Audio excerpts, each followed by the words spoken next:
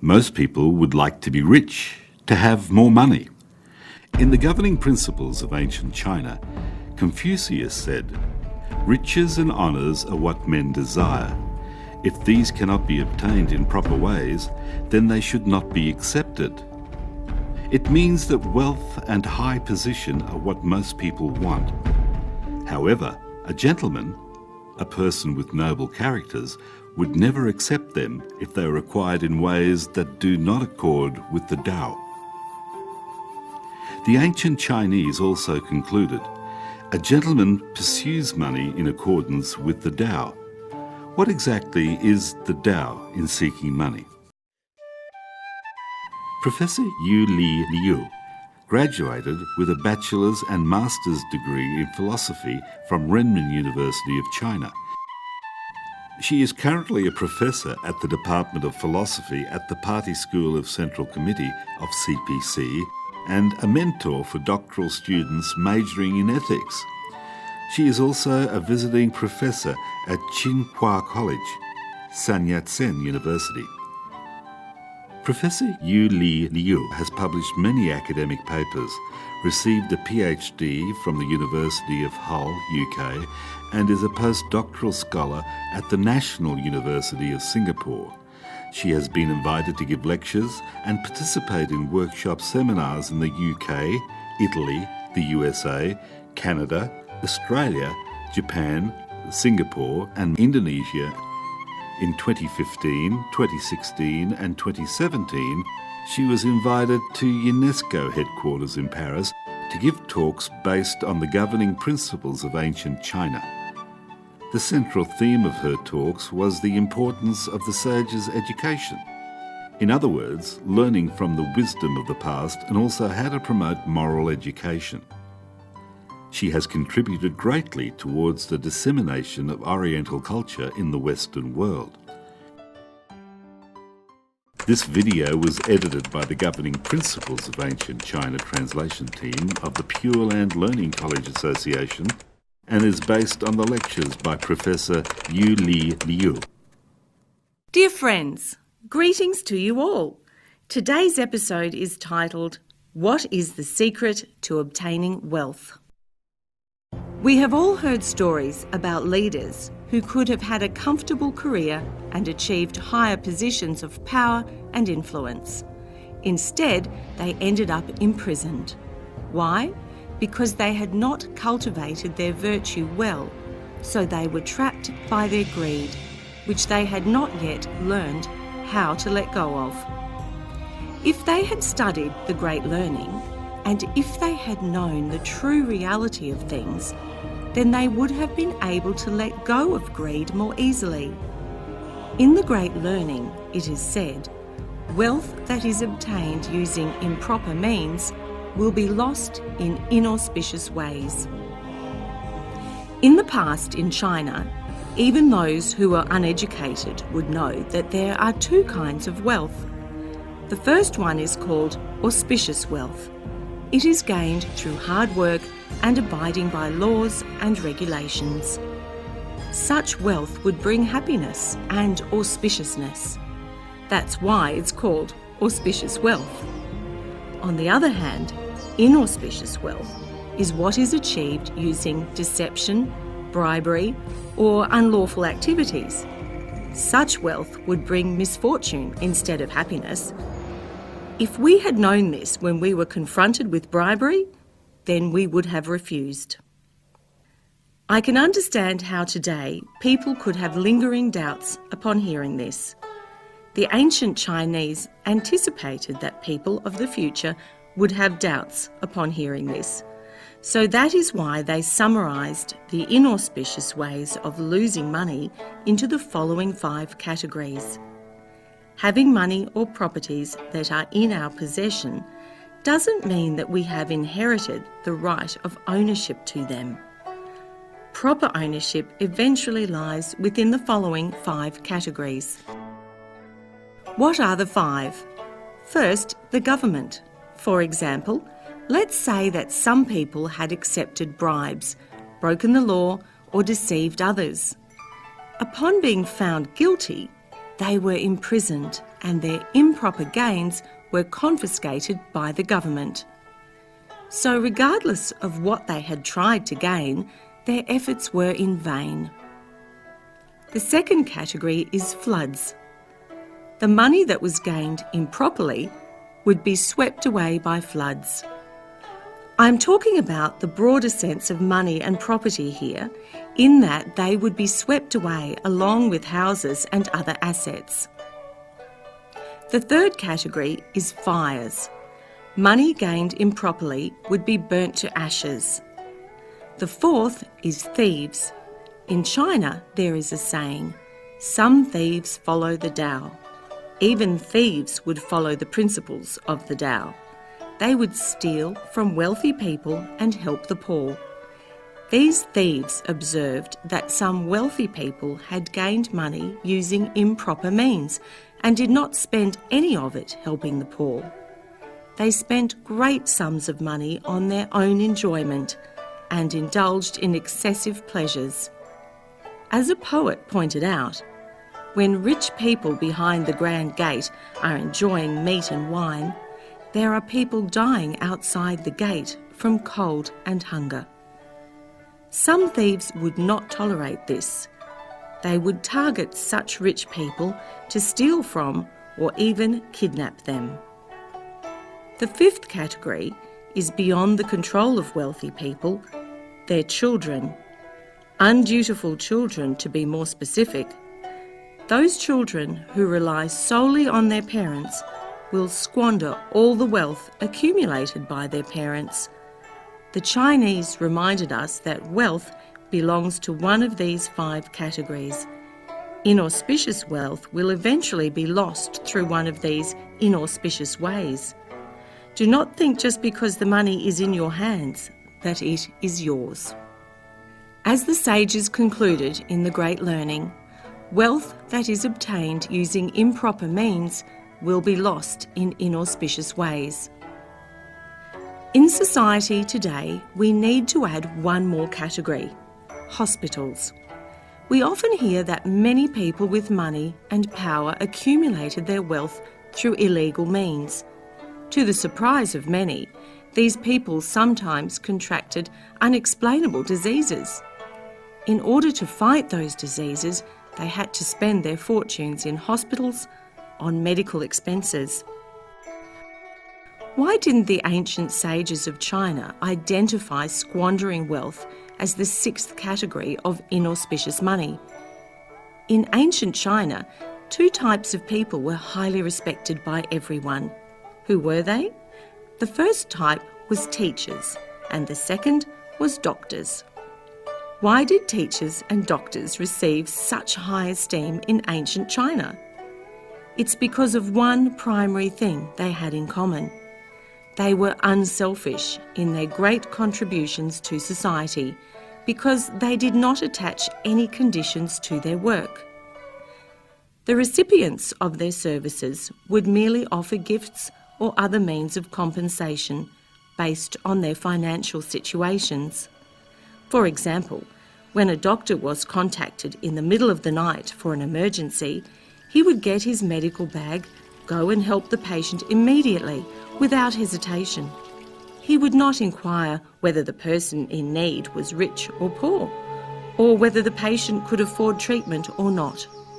If the patient's family was very poor and could not afford his treatment, what would the Chinese doctor do? He would provide the medicine for free and would not charge them. It was the sacred duty of a doctor to help those who were dying or sick that motivated him. In ancient China, in addition to doctors, teachers behaved the same way. When a teacher who aspired to contribute to a great cause in society saw potential in an impoverished child, the teacher would not charge any school fees. He might even encourage the child's parents to allow the child to study for free. He might even provide an allowance to the child. With great unselfish concern for the welfare of others, these 2 types of people contributed to society without any attached conditions. That is why they were highly respected. Therefore, there was no possibility for doctors or clinics to be an owner of inauspicious money. But society is different today. Many doctors lack moral values. They do not understand the responsibility and the great virtue of being a doctor. Forgetting that the sacred duty of a doctor is to save lives and help those in need, these doctors only treat their profession as a job to make money. They have forgotten the fundamental responsibilities of their profession. Therefore, today, hospitals have become the sixth category of losing wealth. In the Taoist classic titled Tai Shang's Treatise of Action and Response, there is an analogy that vividly explains the condition for acquiring inauspicious wealth. Those who acquire wealth through unscrupulous ways are like those who satisfy their hunger by eating poisonous meat or quenching their thirst by drinking poisonous wine.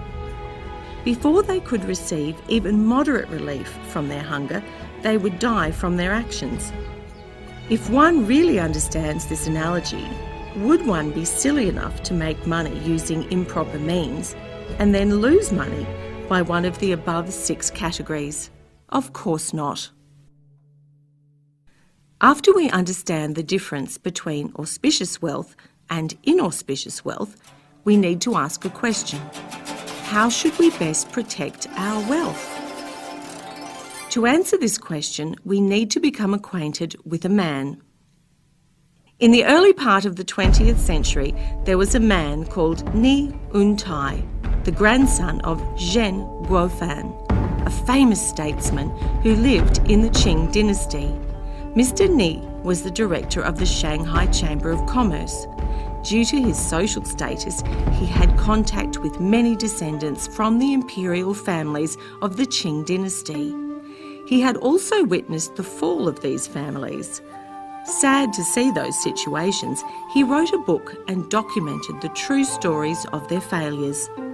The book is titled Wealth Protecting Methods. In the book, he tried to remind us that making money is not hard, but protecting and maintaining that wealth for 3 generations or more is extremely difficult. In his book, Mr. Ni told the story of Lin Zishu, a Chinese scholar official of the Qing dynasty, who is best known for his campaign against the opium trade. Why did Mr. Lin strongly advocate the ban of opium in China, and why did he write many petitions to the emperor? Because he saw imperial soldiers with a shotgun on one shoulder and an opium pipe on the other. If opium were not banned, the Chinese would truly become the sick men of Asia. When invaded by foreign powers, they would lack the ability to defend their country. That's why Mr. Lin repeatedly wrote petitions to ban opium. He was then appointed the Imperial Commissioner to ban opium in Guangdong province. On his way to Guangdong, many people tried to bribe him. If he had accepted those bribes, instead of choosing to maintain his integrity, he would have received millions of taels of silver. Seeing the danger of a country in decline, Mr. Lin did not accept any bribes and strongly advocated the banning of opium. Later, Allied forces from 8 countries invaded China, and the Qing government was defeated and forced to surrender. The Qing government agreed to many demands, one of which was to send Mr. Lin to a remote part of the country as punishment. When people consider this, they may ask, what did Lin Zishu obtain by doing what he did? Is it worth doing? He was strict in his ban of opium and accepted no bribes, yet he ended up in a remote area as punishment. Therefore, what he did was something that was not worth doing. However, Mr. Ni said in his book that after the Qing dynasty collapsed, many of Mr. Lin's offspring attained high levels of achievement. Outstanding people appeared in each generation. His great-grandson, Lin Qiang, was even the head of the Supreme Court of China. Mr. Lin's descendants are also of great virtue and have passed on his values. Great people continue to emerge from his clan. Alternatively, there were 3 wealthy families in Guangdong whose fortunes were comparable to that of the whole country.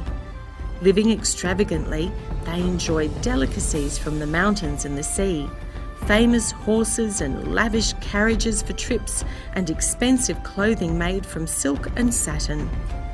Why were these 3 families so wealthy? Because they made their money from the opium trade when the country was in desperate times during the Opium Wars. What happened after 3 generations? According to Mr. Ni's records, none of the offspring from these 3 families was outstanding, let alone virtuous. All 3 families declined. Many family members even became beggars. Through such historical records, Mr. Ni has proven to us the truth in the great learning, that wealth that is obtained using improper means will be lost in inauspicious ways. I wish that all leaders would obtain a copy of Wealth Protecting Methods and study it thoroughly. They would understand that it is easy to make money, but extremely difficult to maintain that wealth for 3 generations. In the last session, Professor Liu quoted from the Great Learning and explained that wealth that is obtained using improper means will be lost in inauspicious ways. She further introduced the concepts of auspicious and inauspicious wealth. She suggested that leaders should cultivate to eliminate greed. They should also acquire auspicious wealth through wisdom and hard work, and avoid inauspicious wealth that was acquired through power and greed, because only auspicious wealth can bring true happiness. Inauspicious wealth, which might be acquired easily, is like poisonous meat and drink. Inauspicious wealth would eventually bring misfortune to oneself and one's family. This is what the ancient sages had concluded. A gentleman pursues money in accordance with the Tao. Tao is a Chinese word for road or path. How should one follow the proper path of pursuing wealth, especially at critical junctions in one's life? How can one make the correct decision to choose the right direction at such times? Let us continue with lectures on the governing principles of ancient China. What is the secret to obtaining wealth? There are some people who have done important work by summarising the consequences of becoming a corrupt official. What are those consequences? 1. One's career would be ruined. 2. One's wealth would be confiscated. 3. One's reputation would be ruined. 4. One's spouse and children would leave him or her. 5. One would be deserted and betrayed by one's followers and relatives. 6. One would lose one's freedom by being imprisoned. 7. One's health would be ruined due to excessive worry. 8. In the future, one's name would live on in infamy. Even many years later, when the corrupt official's name was mentioned, he or she would be remembered for his or her corrupt ways and would not be forgiven. Therefore, we must understand what to do and what not to do. There is a story in the governing principles of ancient China that could serve as a reminder for us. During the spring and autumn period, there was a Prime Minister in the state of Lu named Gung Yi Shu. He was an official with integrity who placed restrictions on both himself and his staff. He was very fond of eating fish. Someone who wanted to bribe him brought a lot of fish and chose the best ones to give to Gung Yi Shu. Gung Yi took one look at the fish and refused to accept them. He ordered all the fish to be returned to the sender. Puzzled, the sender asked, "I know you like eating fish. That's why I specifically selected the best ones for you. Why did you reject them and return them to me?" Gung Yi Shu's reply was very meaningful. He said, "It was exactly because I like eating fish that I could not accept them. Why? I am a Prime Minister and can afford to buy fish. If I accepted your fish, I would create a habit of accepting small favours. Over time, I would not be able to control myself. Then, when I went to jail because of my greed, would I still be able to eat fish? Would anyone then send me fish as gifts? Therefore, I could not accept your fish." When we hear this story, we understand how wise some leaders of the past were. They could resist temptation and would not make mistakes. When tempted with profits, the leaders would first consider if such gains would be obtained in accordance with the Tao. If not, the leaders would reject them. Hence, the ancient sages have taught us, do not let your hard-earned reputation be destroyed by one mistake. What does this mean in the current society? We know that many leaders came from rural areas and that their families were poor. They studied hard through primary school as well as through junior and senior high school and then university. When they got a job, they worked their way up to leadership positions. They would have undergone many tests and difficulties along the way before they could achieve their status and position. They would then be able to use their abilities to serve the people. They would also have been able to relieve their parents' worries. However, all these achievements could be destroyed by one mistake. Holding a high position and facing temptation, if they couldn't resist it and made one wrong decision that was exposed afterwards, all their previous good efforts would have been in vain, and what they had gained would soon be lost. What attitude must we have when faced with different kinds of temptation? We must be extremely vigilant, as if we were walking on the thin ice of a river. When we encounter temptations of wealth or sex, we must not become too proud of ourselves. Instead, we need to say to ourselves, I am a leader, and people are trying to lavish me with gifts. They just pretend to like me and want to be my friend. Yes, they are merely enticing you so they can influence you and later push you off a cliff. Once you step off the cliff, will it be possible for you to regret? As we all know, regret comes after the act and is usually too late. The Chinese say, one wrong step leads to thousands of years of regret. This is a reminder to all of us that we need to be very careful with our actions, even when alone in a dark room. Do not think that no one will know what you did when you have done something wrong. We read in the Great Learning that 10 eyes see and 10 fingers point. This means that our behaviour is being observed and criticised by others. In the last session, Professor Yu Li Liu gave us an example from a book titled Wealth Protecting Methods, written by Nie Yontai, grandson of Song Guofan. In this book, Mr. Nie described Lin Zexu's family as well as 3 wealthy families who sold opium and made their fortunes in Guangdong province. By looking at the various offspring, we can see that wealth that is obtained using improper means will be lost in inauspicious ways. Professor Liu then identified 8 consequences that a corrupt official must suffer. She further quoted a story in which Prime Minister Gong Yi-shu of the state of Lao declined an offer of fish and explained why. He said that if a person who liked to eat fish accepted fish as a bribe, he might end up in prison and thus would not be able to eat fish again. Professor Liu called on leaders to cultivate virtue and eliminate greed. So now, what exactly is the secret to obtaining wealth?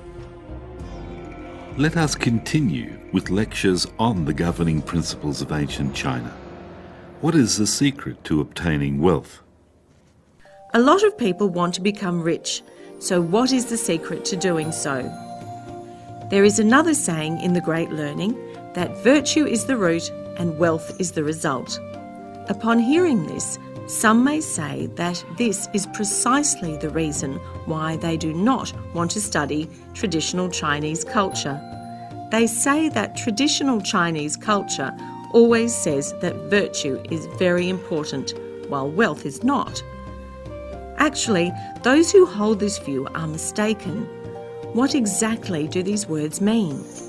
They mean that wealth is a result, like leaves and fruits of a tree, while virtue is the root.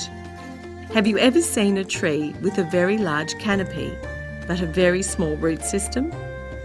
If we were knowledgeable about trees and plants, then we would know that when a tree canopy grows, the root grows as well to maintain their proportions to the canopy.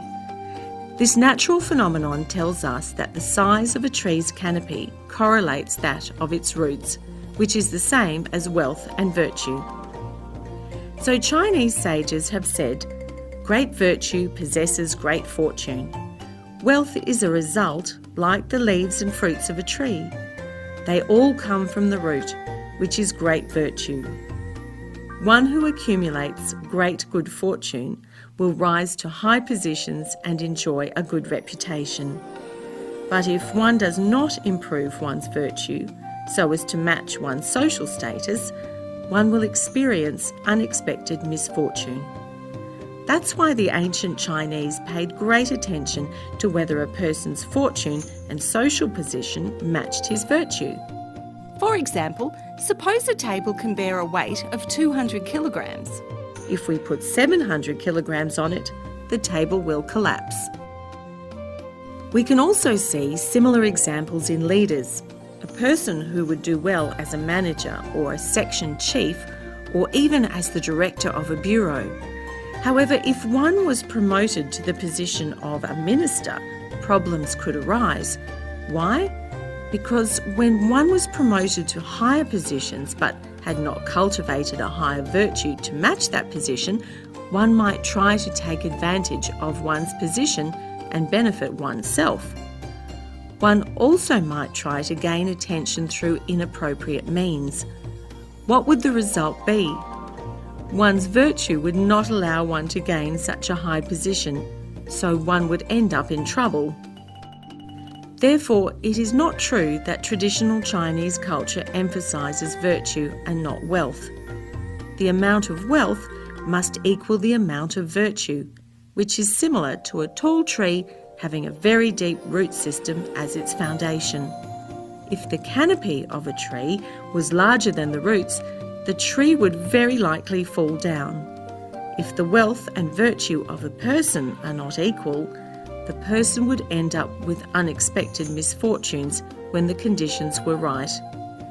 So, what is the proper way to cultivate wealth?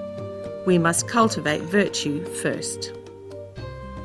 In the Great Learning, we can find another very meaningful quote. The accumulation of personal wealth is a way to lose people.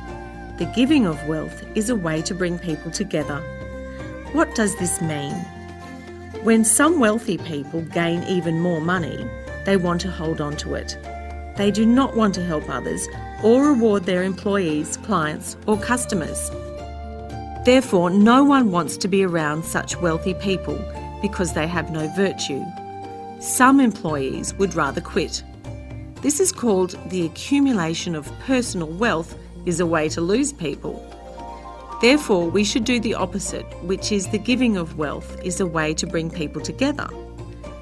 We should use money only on important things, those that can help others and assist us, to increase our virtue while reducing our daily mistakes. We should not merely indulge ourselves in extravagant lifestyles.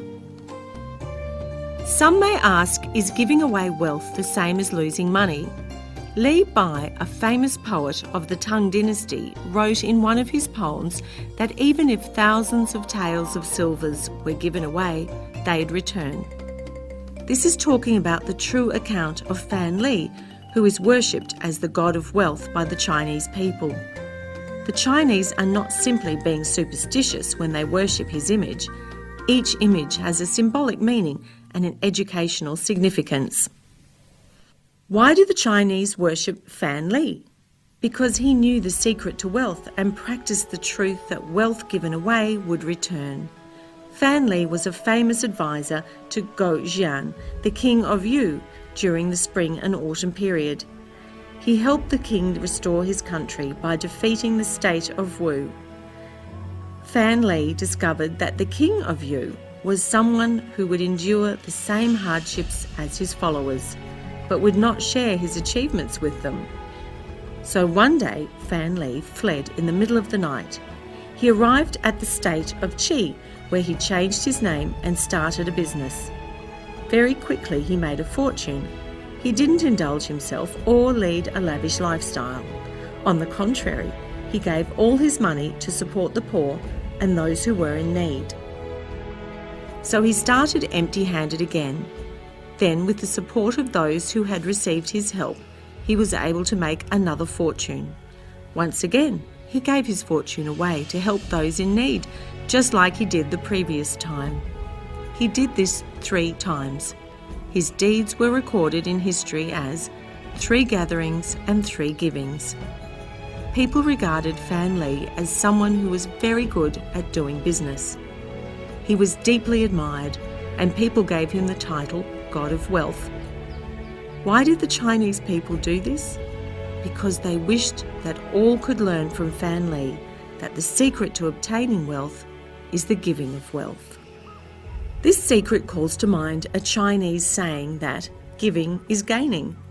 What does this mean? It means that the more you give, the more you gain, and the less you give, the less you gain. Wealth is a result, and its cause is the giving of wealth. We must learn to use our money to help others instead of holding tightly to it and leading a lavish lifestyle. This is why the Chinese pay respect to Fan Li. We are not being superstitious. We shouldn't offer money or fruit in front of his image in the hope that he will help us make money, because that would truly be superstition. The sculptures built by ancient Chinese always have educational meaning behind them.